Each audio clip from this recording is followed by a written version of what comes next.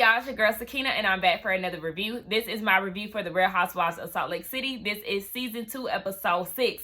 Let's go ahead and hop right into it. So the episode opens up with Whitney and Lisa doing something together. Y'all know Whitney is right where she's always wanted to be, friends with Lisa. So she's trying to make this whole outing that they're doing their thing. And they do like the acrobatic thing with the thick rope and you hang from the ceiling and all of that. So she was like, yeah, though this is not like something that she's familiar with, you know, Whitney has her own pole. So this is something cool. She wants Lisa to do this because, you know, you got to bust it open and all of that. And that's usually what fun girls do. And according to the people, Lisa is fun. So they doing their thing. I actually think that Lisa, for somebody who does not work out, she said she ain't worked out in 9 years since she gave birth. For somebody who does not work out and eat Taco Bell religiously, that body is snatched. Girl, show me your ways. That high metabolism is on point. And also, I need them leggings because they was cute. But, you know, everything is fine and dandy for right now. We know at some point in this episode, things is going to go left for them and their friendship is going to go as quickly as it came. Mary don't like that man. Robert Sr. is finally back from Florida. Remember, he was stuck in Florida once the pandemic hit. So she said it had been a year and she got accustomed to him not being around, child. She was nitpicking. Not even really nitpicking because, to be honest, first of all, the only two things that he sees in that chicken with was salt and pepper. Robert, are you biracial? And when I say biracial, like white? Because you know, that's white people's go-to seasoning, salt and pepper. They think that that makes everything taste amazing. And then once he took the chicken out onto the cutting board, it was flimsy. And it was making me wonder if the chicken was done. Sir, I don't know. I was cracking up when Mary was like, should I just go set the table? Like, she was fidgety as hell. You can tell that she did not want him in her kitchen. She is used to them being apart. And she is enjoying her life without him. And then I need him to stop addressing her as baby girl. Because when she came in, he said, hey, baby girl, it's giving granddaddy. Let's move on, child. Listen, they don't know each other at this point. And they're going to be that old, well, shoot, I was going to say they're going to be that old couple who don't sleep together. But they don't sleep together already. Child, they ahead of the game. So the brunettes and, what's her name? The brunettes and Jenny, they go to this place where they put fish on your feet.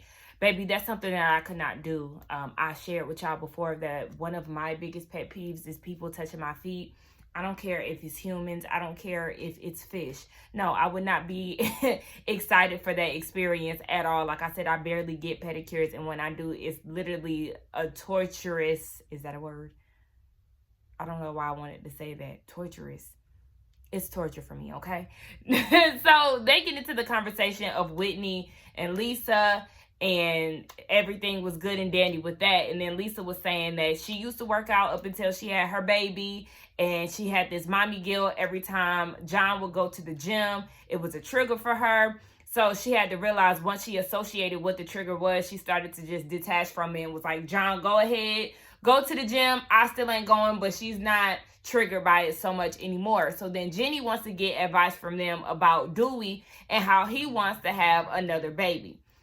Y'all, she goes into this story about a stillborn baby that she had. It was her second pregnancy, and her baby made it up to 42 weeks. I'm not too sure where that is really because y'all know I don't have any children, so I can't really gauge how far along she was. But she had an emergency C-section. The baby was fine. She had a heart rate, and then her heart just stopped beating. Now, this whole time she's sedated, so she doesn't know what's going on. But Dewey was there to watch everything, like them trying to resuscitate the baby and everything. And he finally told the doctors after 15 minutes to stop putting the baby through that, like she's not coming back. So the fact that he experienced all of that, and within their culture, when you're mourning a loss of somebody, you shave your head. Like, you know, I'm shedding this image to honor you. And she said, you know, she was sedated up until the next day. And when he came into the room, his head was shaved, and he said that he was sorry that he couldn't protect her. So it was a very traumatic experience for the both of them. She was crying, like just the tears were flowing, and I really felt bad for her. Just like I seen a video once of a stillborn baby, and that's just a lot. So I'm still looking at Dewey like, you experience more than what your wife experienced, literally watching this whole process go down, and you want to put your wife through this knowing that she had so many miscarriages and a stillborn baby, and you want to put her through that again on top of her tubes being tied, so you want her to reverse that surgery too. It's just way too much. I seen Jen and her partner in crime walking hand in hand into the jewelry store. Fresh off a scam, straight to the jeweler.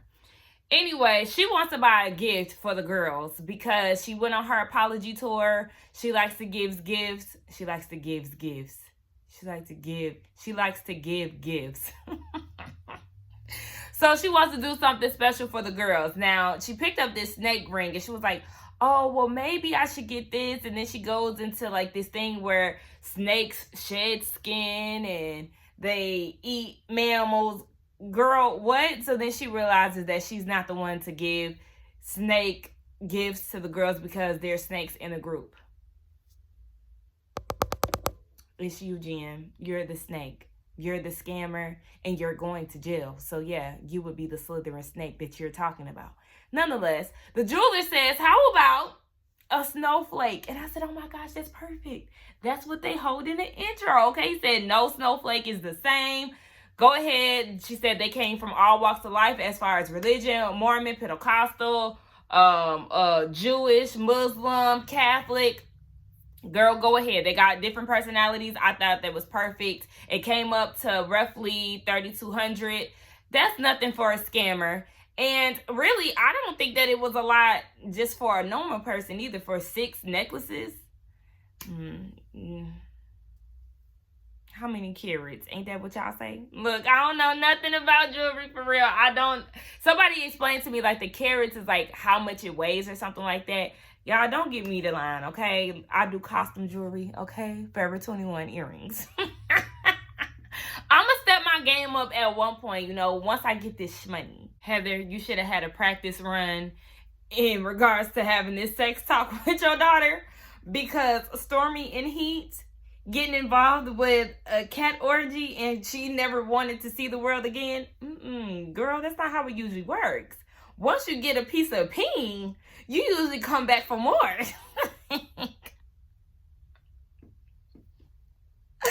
Oh, God, the girl. No, ma'am. Heather, yeah, a few practice runs would have did you justice, but the daughter was like, you raised me. We're similar. And Heather was like, look, if we similar, baby, I'm a little wild, so I don't know about that. Do you know how to use a condom? At this point, her daughter was like, I've heard enough, okay? We got sex ed for that. Girl, I got faith in her though, but she is sheltered. College has a tendency to turn the girls out. Fingers crossed.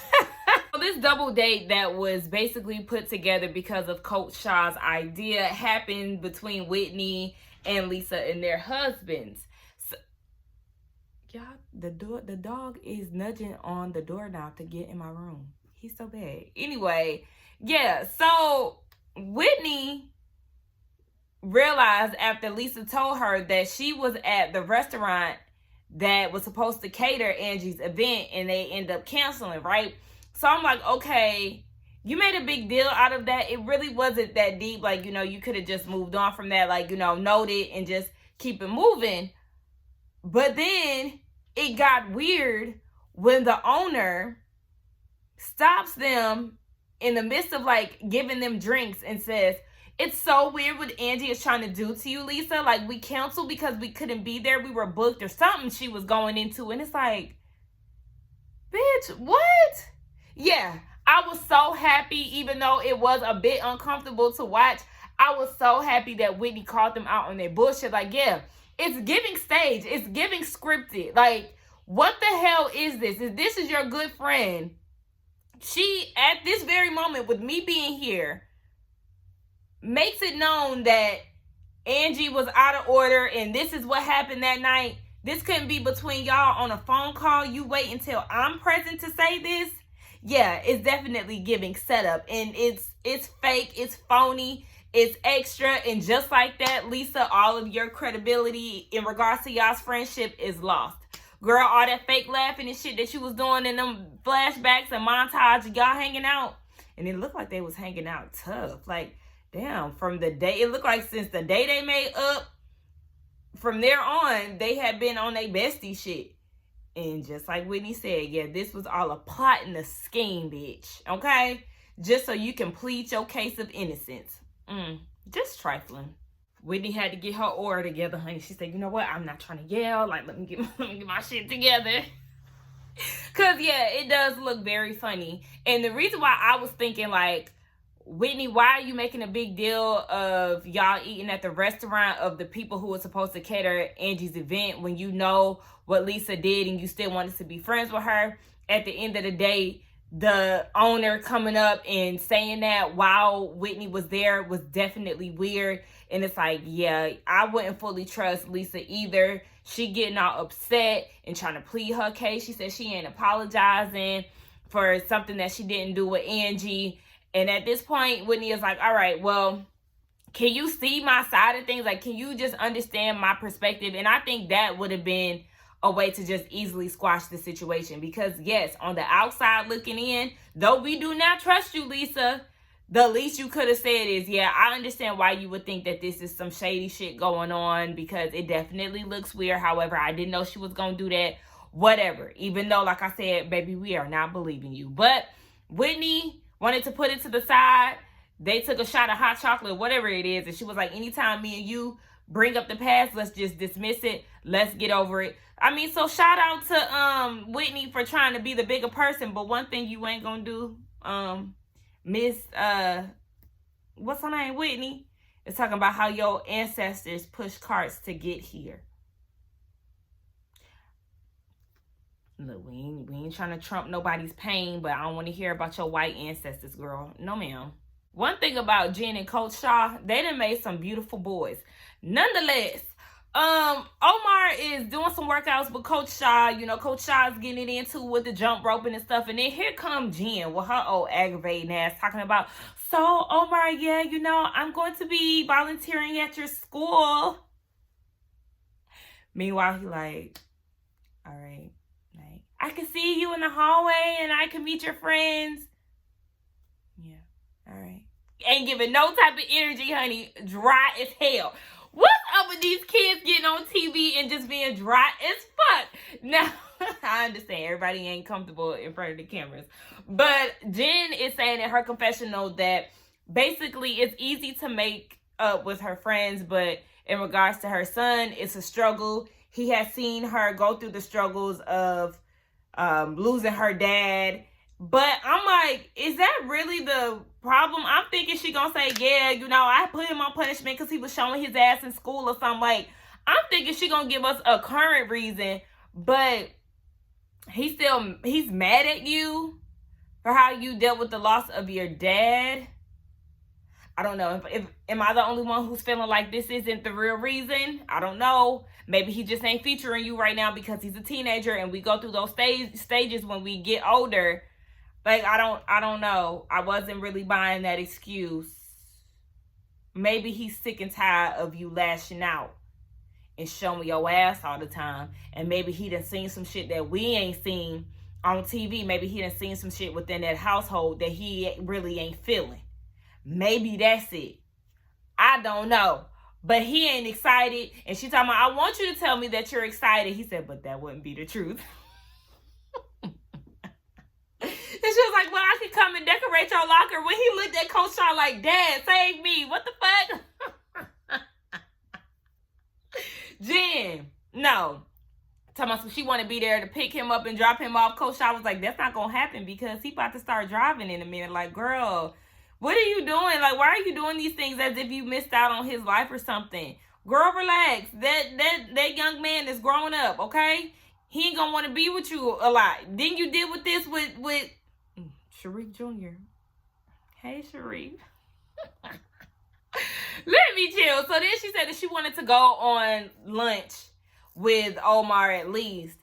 And Coach Shaw tried to, come in and was like, well, you know why he's so reluctant to that is because, you have a busy work schedule, and he doesn't want you to think that you have to do this because, you may not be able to keep up with constantly doing that. And I'm like, I don't think that's the reason.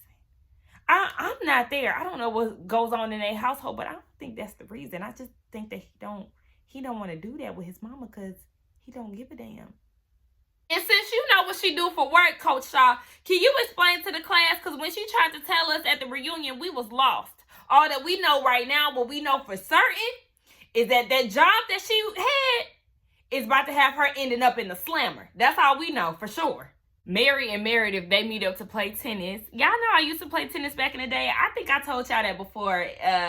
My sophomore year of high school, your girl was on her Serena shit. Yeah, that's me. Nonetheless, I was like, okay, Meredith came in there with her knee-high boots on, with her white dress and her white fur. It's very refreshing to see Meredith with something that is not a blazer, okay? So I would take anything that is not a damn blazer office set. Nonetheless, Mary came through. She looked cute. She set this whole thing up, and she really just did it so she could show off her outfit. Nonetheless, they have a conversation about how life is being married to a man who is away. And Mary admires Meredith and Seth's relationship because he ain't in the house like that. And that's exactly where she wants to be with Robert Sr. She said, she wished that she could change him. Baby, she said she wished that she can change him. She wished that he was passionate, alive, and he just is not that. Their whole life has been centered around their son, Robert Jr. He trying to get the hell out of Dodge. And so she like, okay, so then I'm going to have to get to know Robert Sr. And really, I don't want to get to know this man, baby. When she said that, I was cracking up. Because Mary gonna be real if she ain't gonna do nothing else, honey. She does not like that man. I said, well, listen. This is the life that you decided to take on. Marry your husband, marry your grandma's husband, so you can inherit the things that she has. That's why you marry for you do what you want to do, okay?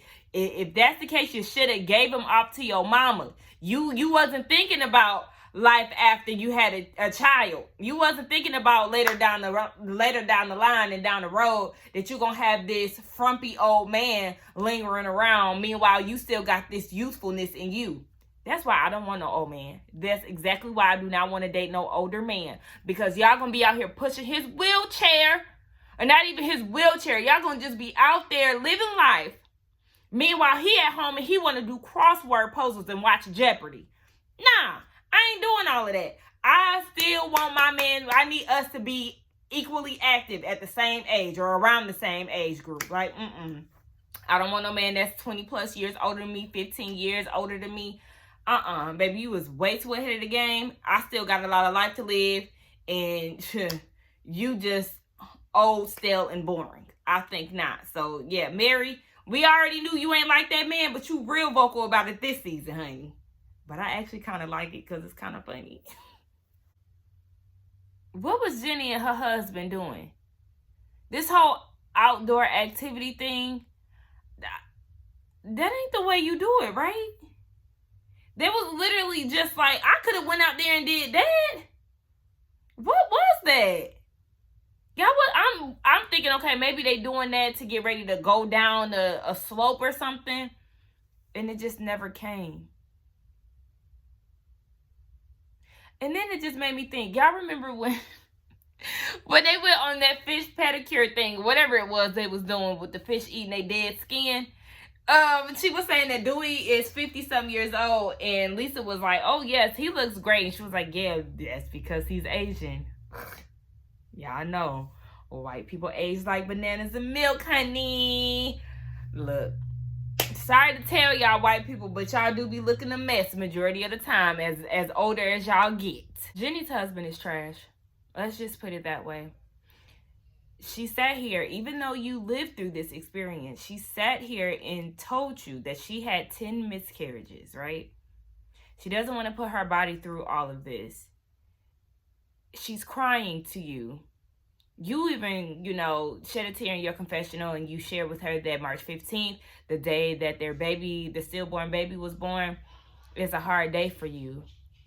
Y'all saying all of this, discussing all the trauma that y'all have experienced, and then you still go and say that you want more kids. And then when she asked you the reasoning why you want to have more kids, what he said, to replenish the world. The world needs more good people. Well, don't you got 3 of them? Don't you think that you've replenished enough?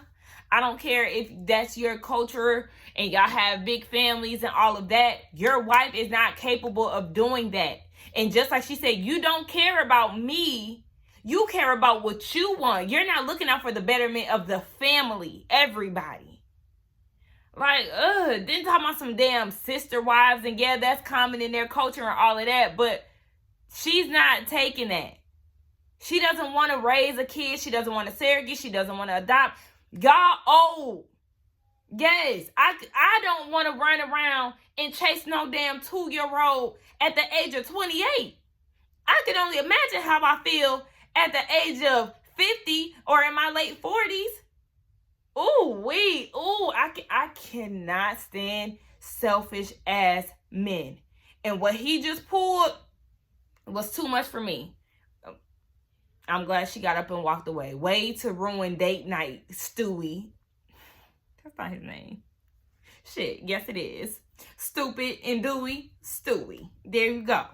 Oh, I was so annoyed by that. But y'all let me know what y'all thought about this episode. Let's get down in the comments and talk. Don't forget to like, comment, and subscribe to my channel. And I will see y'all in the next one. Bye.